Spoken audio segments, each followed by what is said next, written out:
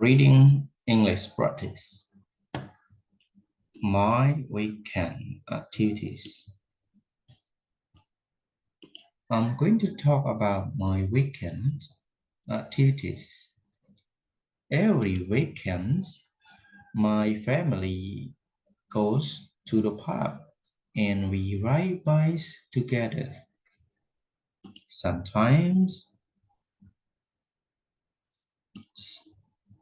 sometimes we go to the movies theater too.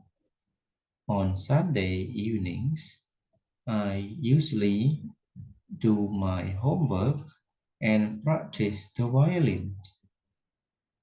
I like my weekend because there's no school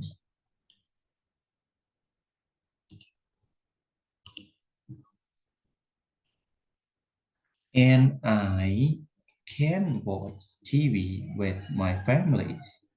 But one thing I don't like about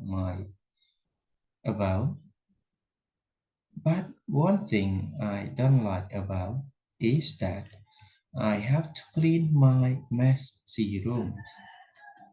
That's it for reading. Thank you for watching.